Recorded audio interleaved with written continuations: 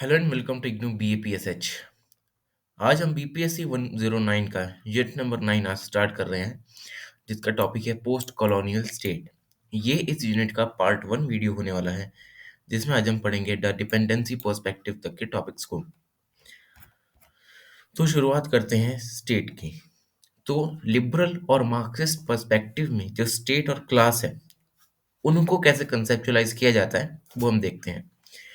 तो फर्स्ट हम देखें तो जो लिबरल थियरिस्ट हैं वो ये कहते हैं कि कोई सोसाइटी है, उसमें जो फंडामेंटल चीज है वो है हार्मनी, मतलब एक तालमेल बना रहे। उसकी वजह से क्या होगा कि जो सोसाइटी होगी ना, वो आगे जाकर डेवलप भी हो पाएगी और अवेयर भी बनेगी। वहीं जो मार्क्सिस्ट एनालिस्ट हैं वो ये कहते हैं कि सोसाइटी में ना शुरू से एक कन्फ्लिक्ट है, जो कि स्टेट कभी सॉल्व कर ही नहीं सकता। मार्क्सिस्ट थियोरी में जो स्टेट है उसको एक रिप्रेसिव के रूप में देखा जाता है, जहां पर जो वर्कर क्लास होते हैं, जो उनके राइट्स होते हैं उनको सप्रेस करके एलाइट्स को ऊपर रखा जाता है। ठीक है। मार्क्सिस्ट ये कहते हैं कि जो डोमिनेशन होता है प्रॉपर्टीड क्लास का वर्किंग क्लासेस पर, वो यहाँ पर डोमिनेट करके रखता है। ठीक है। जो भी फ्यूडल और कैपिटलिस्ट सोसाइटी होती है। सेकंड, जो लिबरल पॉलिटिकल थियरी है, वहां पर जो लोग हैं उनका कैटेगराइजेशन होता है ऑक्यूपेशन, इनकम और स्टेटस के बिहाफ पर। ठीक है। अगर किसी की ऑक्यूपेशन अच्छी है, उसे वो ज्यादा पैसा कमा रहा है, तो सोसाइटी में उसका जो स्टेटस है वो ऊपर हो जाएगा। ठीक है। वहीं उससे कम कमा रहा है, उससे नीचे हो जाएगा। तो ऐसा लिबरल पॉलिटिकल थियरी में कहा जाता है। वहीं जो मार्क्सिस्ट पॉलिटिकल थियरी है, वो क्लास को एज अ टूल की तरह देखती है कि किस तरह से जो इंडिविजुअल्स हैं उन्हें अनइक्वली प्लेस किया हुआ है in the process of economic production. जो जितना इकोनॉमिक प्रोडक्शन कर रहा है उसे, ठीक है, उसके बिहाफ पर उसे यहाँ पर स्टेटस मिल रहा है। फॉर एग्जाम्पल, अगर कोई ज्यादा मिल रहा है, कोई ज्यादा इकोनॉमिक प्रोडक्शन कर रहा है, उसको सबसे ऊपर रख दिया, उससे कम कर रहा है उसके नीचे रख दिया, सबसे कम कर रहा है उसे सबसे नीचे रख दिया। तो मार्क्सिस्ट ये कहते हैं कि जो क्लास है ना, उसने क्या किया कि इंडिविजुअल्स को डिवाइड करके रख दिया। ठीक है। अनइक्वली प्लेस करके रख दिया। थर्ड, जो लिबरल पॉलिटिकल थियरिस्ट हैं वो ये बिलीव करते हैं कि जो स्टेट है उसको हमें कॉन्स्टिट्यूशनल मैकेनिज्म्स और पॉलिटिकल एक्टिविटीज से हमें कंट्रोल करके रखना चाहिए। ठीक है। ऑन दी अदर हैंड हम देखें तो जो मार्क्सिस्ट थियोरिस्ट हैं वो ये कहते हैं कि जो कैपिटलिस्ट सोसाइटी है वो शुरू से ही रिप्रेसिव है। ये डोमिनेंट प्रॉपर्टीड क्लास के इंटरेस्ट को रिप्रेजेंट करती है। और ये कहते हैं कि जो डिग्निटी और ऑटोनॉमी है इंडिविजुअल की, वो इन कैपिटलिस्ट सोसाइटी में नहीं आ सकती, ये कैपिटलिस्ट स्टेट में नहीं आ सकती। क्योंकि इसमें क्या होगा, जो भी डोमिनेंट क्लास होगी, फ्यूडल क्लास होगी, वो ही हर चीज में अपना इन्फ्लुएंस रखेगी। वर्किंग क्लास को तो यहाँ पर कोई पूछेगा भी नहीं। तो मार्क्सिस्ट थ्योरी का ये एक फाउंडेशन होता है। ठीक है। एक क्लास कन्फ्लिक्ट हमें देखने को मिलता है मार्क्सिस्ट थ्योरी में। मार्क्सिस्ट ये कहते हैं कि अगर हमें सोसाइटी या सोशल क्लास को स्टडी करना हो, तो हमें सबसे पहले सोसाइटी की स्टडी करनी चाहिए। अगर हमने सोसाइटी को अच्छे से जान लिया, तो उसमें जो रहने वाली सोशल क्लासेस है ना, उनमें एक डिग्निटी बनी रहेगी, उनमें हार्मनी बनी रहेगी। तो मार्क्सिस्ट का ये कहना है। और ये कहते हैं कि जो क्लास होती हैं उनके दो डायमेंशंस होते हैं, ऑब्जेक्टिव और subjective.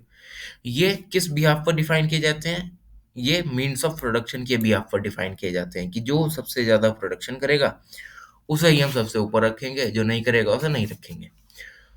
Marxist theory other classes को ब्लाइंडली क्या उसको मानते नहीं कि ये एग्जिस्ट करते हैं। वो फोकस करते हैं दो क्लासेस पे। सबसे पहली होती है कैपिटलिस्ट क्लास और दूसरी होती है वर्किंग क्लास, जो कि फंडामेंटल क्लासेस होती हैं सोसाइटी में। मार्क्सिस्ट का ये कहना है। फिर आ जाते हैं हम historical specificities of post colonial societies. तो हमें इनका हिस्टोरिकल बैकग्राउंड देखना है। तो जो भी सारी स्टेट्स हैं उनकी कोई ना कोई हिस्ट्री जरूर रही होगी। ठीक है। तो वो हम देखते हैं, इस हिस्ट्री को आगे स्टडी करते हैं हमारे कार्ल मार्क्स और फ्रेडरिक एंजल्स। तो ये ऑब्जर्वेशन करते हैं कैपिटलिस्ट सोसाइटीज में। ठीक है। बट जैसे कि ब्रिटेन और जर्मनी। तो ये कहते हैं कि जो भी हमारी ऑब्जर्वेशंस हैं उससे हमें ये क्वेश्चन एक हमारा बन रहा है कि जो स्टेट की ये थ्योरी हम बता रहे हैं ना पहले, वो अफ्रीका, एशिया, लैटिन अमेरिका जैसे कॉन्टिनेंट्स पर भी यहाँ पर अच्छे से एप्लीकेबल है या नहीं। तो ये क्वेश्चन यहाँ पर इनकी ऑब्जर्वेशन से निकलता है कि जो स्टेट की थियोरी ब्रिटेन और जर्मनी में फॉलो होती है, क्या वही एशिया, अफ्रीका और लैटिन अमेरिका में भी फॉलो होती है? क्या उनकी सेम हिस्टोरिकल ट्रैजेक्टरी है? तो ये सब यहाँ पर क्वेश्चन उठने लगता है। पर ऐसा होता नहीं, क्योंकि जो एशिया, अफ्रीका और लैटिन अमेरिका होते हैं, उनकी इन सभी वेस्टर्न नेशन से अलग हिस्टोरिकल ट्रैजेक्टरी होती है। ये कॉलोनियल कैपिटलिस्ट एक्सप्लॉयटेशन का शिकार बनते हैं, क्योंकि जो ये वेस्ट नेशंस होते हैं, वेस्टर्न नेशंस, ये इन सभी कॉन्टिनेंट्स में अपनी कॉलोनीज बनाते हैं, इनके सारे रिसोर्सेज को एक्सप्लॉइट करते हैं और इससे अपना प्रॉफिट बनाते हैं, इसलिए डेवलप हो पाते हैं। ठीक है। तो हमें एक ब्रॉड कंसेंसस देखने को मिलता है स्टेट थियरी में कि वही कहते हैं कि पोस्ट कॉलोनियल स्टेट का जो भी नेचर है, वो अनइक्वली एप्लीकेबल है हर रीजन पे, क्योंकि इन सभी कॉन्टिनेंट्स में सोसाइटी अलग है, इकोनॉमिक कंडीशंस अलग हैं। ठीक है। इन सभी से क्या होता है, स्टेट थ्योरीज में कंसेशन बनने लगता है। ठीक है। इससे इन स्टेट की थियरीज को भी एक कहीं ना कहीं चैलेंज मिलता है वेस्टर्न कैपिटलिस्ट सोसाइटीज में, क्योंकि ये जो वेस्टर्न कैपिटलिस्ट सोसाइटीज होती है ना, वो इन सभी लैटिन अफ्रीकन और जो लैटिन अमेरिकन देश होते हैं, उन सभी की कॉम्प्लेक्सिटीज को अच्छे से एड्रेस नहीं कर पाते हैं कि कैसे ये फॉर्म हुई, सोसाइटीज इनमें कैसी हैं, या इनकी इकोनॉमिक कंडीशंस कैसी हैं। तो जो मार्क्सिज्म है, वो इन स्टेट्स में अप्लाई किया जाता है कि हम, ताकि जो ये अंडर डेवलप्ड स्टेट्स हैं, जो न्यूली इंडिपेंडेंट स्टेट्स हैं, उनको हम अच्छे से स्टडी कर सकें। However, applying to understand underdeveloped countries and the relationship with the state post-colonialism is difficult because of their unique historical development. पर ये सब भी यहाँ पर फेल होता हुआ दिखाई देता है। इस सभी को, मार्क्सिज्म को अगर हम यहाँ पर अप्लाई करें अंडर डेवलप्ड कंट्रीज में, तो ये देखने को मिलता है कि इनकी यूनिक हिस्टोरिकल डेवलपमेंट है, ये वेस्ट से अलग इनकी हिस्ट्री चलती है। ठीक है, क्योंकि इनमें कॉलोनियलिज्म आया है। तो इस टाइप का एनालिसिस यहाँ पर फेल हो जाता है। ठीक है। यहाँ पर जो मार्क्सिस्ट एनालिसिस होता है, जो कि इसकी एक टैगलाइन होती है, वन साइज फिट्स ऑल, ये मानते हैं कि सभी की सेम ही हिस्टोरिकल ट्रैजेक्टरी है और सभी सेम प्रोसेस से गुजर के या तो डेवलप हो गए हैं, या कुछ एशिया जैसे कॉन्टिनेंट्स के जैसे यहाँ पर अंडर डेवलप हो गए हैं। तो ये थियरी यहाँ पर फेल हो जाती है मार्क्सिस्ट की। नेक्स्ट आता है post colonial state liberal and neo Marxist theory. तो डीकोलोनाइजेशन के टाइम पे कुछ लोगों के मन में डाउट आया कि जो कैपेसिटी है, या जो बेनोवलेंस है, मतलब जो भलाई है इन न्यूली इंडिपेंडेंट स्टेट की, वो होगी कैसे? ठीक है, नेशनलिस्ट राइट्स के अंदर। क्योंकि जो ये नेशंस हैं, जो अभी अभी आज़ाद हुए हैं, वो आज़ाद क्यों हुए हैं? क्योंकि इन्होंने एंटी कॉलोनियल स्ट्रगल्स किए हैं, ताकि वो स्टेट की पावर को अपने हाथ में ले सकें। ठीक है। जो कि वाइड रेंजिंग होते हैं सोशल और इकोनॉमिक चेंजेस से लेकर। तो इन सभी फैक्टर्स से क्या बना कि जो यहाँ के एलाइट वर्ग था, यहाँ पर एक ट्रस्ट पैदा होने लग गया कि यहाँ पर जो सोसाइटीज है ना पोस्ट कॉलोनियल स्टेट्स की, वो इनको गाइड करना शुरू करेंगे। ठीक है, जो कि कॉलोनियल एक्सपीरियंस से लैग कर रही है, वो बताएंगे इन्हें कि आपको कैसा डेवलपमेंट करना चाहिए। पर ये जो ट्रस्ट होता है इन रूलिंग एलाइट्स का, ये कहीं ना कहीं इरोड हो जाता है बहुत सारी कंट्रीज में, क्योंकि ये जो कंट्रीज होती हैं, यहाँ पर करप्शन होता है, इनक्वालिटी होती है, स्टेट फेलियर होता है, और इन सभी इश्यूज से ये जो थियरी होती है नियो लिबरल थियरी, ये भी कहीं फेल हो जाती है। पर कहीं ना कहीं जो ये ट्रस्ट होता है पोस्ट कॉलोनियल स्टेट्स में, कुछ लोगों को ये ऑटोनॉमी देता है ताकि वो अपने जो देश हैं उनको अच्छे से गवर्न कर सकें। ठीक है। पोस्ट कॉलोनियल स्टेट्स के पास कुछ सर्टेन तरह की लेजिटिमेसी होती है। ठीक है, इकोनॉमिक रिफॉर्म्स वो यहाँ पर इंट्रोड्यूस करते हैं, क्योंकि उनका ऑटोनॉमी होती है उनके पास कि कुछ भी वो कर सकते हैं ताकि वो अपनी सोसाइटीज को डेवलप कर सकें। पर ये ऑटोनॉमी ये नहीं है कि ये पूरी तरह से सोसाइटी पे डिपेंडेंट है। ये जो सोसाइटी है वो इन्हें पावर ग्रांट करती है कि आप हमारे लिए ये करो, ये सोसाइटी पर डिपेंड नहीं करता है। तो ये हो गया हमारा post colonial state liberal neo Marxist theory. फिर आगे आता है दी मॉडर्नाइजेशन पर्सपेक्टिव डेवलपिंग स्टेट्स। तो 1950s और 60s में लिबरल ट्रेडिशन के अकॉर्डिंग जो पॉलिटिकल डेवलपमेंट और मॉडर्नाइजेशन होता है वो यहाँ पर आने लगता है। ठीक है। मॉडर्नाइजेशन नाम का कंसेप्ट जो होता है वो अमेरिकन यूनिवर्सिटीज में पढ़ाने जाने लगता है। ठीक है। अब यहाँ लोग मॉडर्नाइजेशन को पढ़ने लगते हैं। इन थियरीज के अकॉर्डिंग जो पॉलिटिकल अलाइट्स होते हैं पोस्ट कॉलोनियल स्टेट्स में, उनके पास एक बहुत बड़ा टास्क होता है कि जो उनकी सोसाइटीज है ना, उनको मॉडर्नाइजेशन को अचीव करना ही चाहिए। ठीक है, मॉडर्नाइज वो हों। अब ये होगा कैसे? स्टेट को यूज करके as a instrument of change. ठीक है, स्टेट कुछ ऐसी पॉलिसीज बनाए जिससे मॉडर्नाइजेशन आए। पर ये माना जाता है कि जो पॉलिटिकल एलाइट होते हैं इन स्टेट्स में, वो कैपेबल होते हैं अपनी पावर को राइज करने के लिए अबव द सेक्शनल इंटरेस्ट। मतलब कोई एक सेक्शन है, वो चाहता है कि हमें मॉडर्नाइजेशन नहीं चाहिए, और एक बड़ा सेक्शन है, ठीक है, कि वो चाहता है कि हमें मॉडर्नाइजेशन चाहिए। तो ये लोग क्या करेंगे? इनकी सुनेंगे, इनकी नहीं सुनेंगे। जो छोटे छोटे लोग हैं बार बार आके कह रहे हैं कि हमें ये सब नहीं चाहिए। तो इन स्टेट्स में क्या होता है, अब यहाँ के जो लोग होते हैं वो इनको पावर देने लगते हैं ताकि इनको रूल किया जा सके। ठीक है। Such a view of the state by modernisation political development was certainly simplicist. ठीक है, यहाँ पर ये जो व्यू होता है मॉडर्नाइजेशन का वो बहुत ही सिंपलिस्टिक होता है, जिसमें एक्चुअल अरेंजमेंट्स की बहुत ज़्यादा रेंज होती है। ठीक है।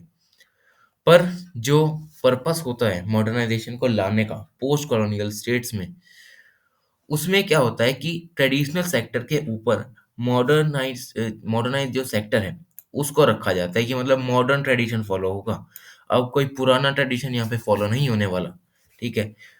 और इसी वजह से जो ट्रेडिशनल जो लोग फॉलो करते हैं वो इसके लिए आवाज़ उठाते हैं कि हमको ये सब नहीं चाहिए। ठीक है, क्योंकि हमारा कल्चर, हमारी सोसाइटी इन सभी ट्रेडिशनल वैल्यूज़ पर ही जो है वो डिपेंडेंट है। इससे जो मॉडर्नाइजेशन पर्सपेक्टिव होता है वो भी यहाँ पर अच्छे से काम नहीं कर पाता है। फिर आगे आती है डिपेंडेंसी पर्सपेक्टिव्स। बहुत बार हम पढ़ चुके हैं बीपीएससी 105 में भी। तो 1960s और 1970s में एक स्ट्रॉन्ग क्रिटिक निकलता है मॉडर्नाइजेशन और पॉलिटिकल डेवलपमेंट पर्सपेक्टिव का। ठीक है। तो ये इससे क्या होता है कि जो शिफ्ट होता है मार्क्सिस्ट थियरीज का, क्योंकि पहले जो मार्क्सिस्ट थियरिस्ट होते थे वो वेस्ट के बारे में सबसे ज़्यादा लिखते थे। अब डिपेंडेंसी थियरी आने के बाद एशिया, अफ्रीका और लैटिन अमेरिका पर इनका जो इंटरेस्ट है वो आने लगता है। डिपेंडेंसी थियरिस्ट ये कहती हैं कि जो अंडर डेवलपमेंट है ना पोस्ट कॉलोनियल स्टेट्स का, वो इसी वजह से हुआ है क्योंकि इनका एनकाउंटर हो गया कैपिटलिस्ट वेस्ट और कॉलोनियल कंट्रीज से। ठीक है। डिपेंडेंसी थ्योरीज ये कहती हैं कि जो कैपिटलिस्ट वेस्ट होता है वो इन सभी कॉन्टिनेंट्स के लोगों को कॉलोनाइज करके रख लेता है, और कॉलोनियलिज्म से ही अंडर डेवलपमेंट आता है, क्योंकि जो जिनकी कॉलोनीज होती हैं वो क्या करते हैं, इन सभी कॉन्टिनेंट से रिसोर्सेज ले लेते हैं, उनके नेचुरल रिसोर्सेज को सारा एक्सप्लॉइट कर देते हैं। अब इससे वो तो डेवलप हो जाते हैं, ये कंट्रीज अंडर डेवलप हो जाती हैं इसकी वजह से। ठीक है। और इंडिपेंडेंस के बाद भी ये अपने इकोनॉमिक डिपेंडेंसी बनाकर रखते हैं इन पे, ताकि जो इनकी डोमिनेशन है वो यहाँ पर बनी रहे। और इन सभी इन इस नए टाइप के कॉलोनियलिज्म को हम कहते हैं नियो कॉलोनियलिज्म। ठीक है। जहाँ पर जो डेवलपमेंट होता है वो अंडर डेवलपमेंट से होता है। मतलब जो अंडर डेवलप्ड कॉन्टिनेंट्स हैं एशिया, अफ्रीका और लैटिन अमेरिका के, उनकी वजह से जो वेस्टर्न नेशंस हैं वो डेवलपमेंट को गेन कर रहे हैं। ये कहते हैं कि जो मॉडर्नाइजेशन पर्सपेक्टिव है ना स्टेट्स का एशिया, अफ्रीका, लैटिन अमेरिका में, वो अर्ली स्टेज ऑफ डेवलपमेंट में तो काम आता है। ठीक है। पर ये कहते हैं कि मॉडर्नाइजेशन का जो पर्सपेक्टिव है ना वो एथनोसेंट्रिक है। ठीक है। वो किसी एक तरह के एथनिक ग्रुप को सपोर्ट करता है। तो ये सबसे बड़ा क्रिटिक ये इसको मानते हैं। ठीक है। जो कि कहीं ना कहीं जो वेस्टर्न एजेंडा होता है उसको कवर करने की कोशिश करता है। तो इसके बाद जो डिटर्मिनेंट्स होते हैं एक्सटर्नल डिटर्मिनेंट्स, वो यहाँ पर कुछ स्कॉलर्स लाते हैं कि एक्सटर्नल ऐसे कौन से फैक्टर्स हैं जिनकी वजह से जो अंडर डेवलपमेंट है वो हो रहा है। सबसे पहले स्कॉलर होते हैं आंद्रे फ्रैंक, जो कि लैटिन अमेरिकन पॉलिटिकल इकोनॉमिस्ट हैं, उसके बाद समीर अमीन, इमैनुअल वॉलस्ट्रीन। तो ये सब लोग ये मानते हैं कि जो वर्ल्ड है वो इकोनॉमिक सिस्टम में इंटीग्रेट हो चुका है, जहाँ पर जो एडवांस कैपिटलिस्ट कंट्रीज हैं वो कोर में रहती हैं। मतलब सारा जो इकोनॉमिक प्रोडक्शन है, सारा जो पैसा है वो इनके पास रहता है। और जो डेवलपिंग कंट्रीज होती हैं एशिया, अफ्रीका और लैटिन अमेरिका की, वो पेरिफेरीज पर रहती हैं, मतलब किसी आउटस्कर्ट पे रहती हैं, कोनों पर रहती हैं। अब subsequently the world economic system theorists added another category of semi periphery। अब इसके बाद जो ये थियरिस्ट होते हैं ये एक नई तरह की कैटेगरी निकाल देते हैं जो होती है सेमी पेरिफेरी, जो कि नई नई इंडस्ट्रियलाइज कंट्रीज होती हैं उनके बिहाफ पर बना है। एशिया की, जो कि एशियन टाइगर्स के नाम से भी जाना जाता है, जैसे कि सिंगापुर, थाईलैंड, इंडोनेशिया, मलेशिया और ताइवान। तो ये तो डिपेंडेंसी थियरिस्ट होते हैं। ये आर्ग्यू करते हैं कि जो कैपिटलिज्म है इंटरनेशनल सिस्टम में, वो टेक्निकली एडवांस डेवलप्ड स्टेट्स के ज़रिए यहाँ पर पहुँचता है, ठीक है? जो कि अंडर डेवलप्ड स्टेट्स के लिए एक प्राइमरी प्रोडक्ट होता है, क्योंकि अगर technology developed Nations in under developed Nations को प्रोवाइड करेंगे तो वो इनके लिए एक प्राइमरी प्रोडक्ट हो गया। तो क्योंकि अगर टेक्नोलॉजी नहीं होगी तो डेवलपमेंट नहीं कर पाएंगे। तो ये थियरिस्ट ये कहते हैं। और जो मोस्ट इम्पोर्टेंट सिग्निफिकेंट होता है इस एस्पेक्ट का, वो होता है वर्ल्ड इकोनॉमिक सिस्टम में डोमिनेंस होती है मेट्रोपॉलिटन कंट्रीज की, ठीक है? अब जो मेट्रोपॉलिटन कंट्रीज होती हैं वो होती हैं डेवलप कंट्रीज। अब वो पूरे वर्ल्ड इकोनॉमिक सिस्टम पर अपना कहीं ना कहीं डोमिनेशन बना के रखती हैं, क्योंकि ये अंडर डेवलप कंट्रीज से सरप्लस को एक्सट्रैक्ट कर लेती हैं। अनइक्वल एक्सचेंज होता है इकोनॉमिक सरप्लस का, ठीक है, पेरिफेरल स्टेट्स में, जिससे कि जो नेशनल डेवलपमेंट होती है वो ये कभी अचीव ही नहीं कर पाते हैं। Under develop under development theory के अकॉर्डिंग जो रैपिड इकोनॉमिक डेवलपमेंट होता है मेट्रोपॉलिटन स्टेट्स का, वो इसी वजह से होता है क्योंकि वो एशिया और अफ्रीका जैसी जो स्टेट्स हैं, इनमें जो स्टेट्स हैं वो उनको अंडर डेवलप्ड दे रही हैं, ठीक है, अंडर डेवलपमेंट इनको जो है वो दे रही हैं, ठीक है। तो डिपेंडेंसी थियरी का मानना है कि जिस भी तरह का डेवलपमेंट मेट्रोपॉलिटन स्टेट्स में देखते हैं वो एशिया और अफ्रीका के अंडर डेवलपमेंट की वजह से आता है।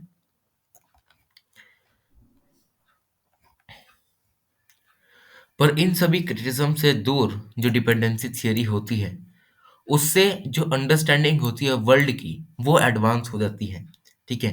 पोस्ट कॉलोनियल स्टेट का नेचर हमें पता लगने लगता है और ये भी हमें पता लगता है कि क्यों ये डेवलपमेंट को लैग कर रही हैं। इससे ये अटेंशन जाता है लोगों का कि हमें इन सभी कॉलोनियल स्टेट्स के लिए कुछ डेवलपमेंट करना चाहिए, उन्हें डेवलप करना चाहिए, ठीक है।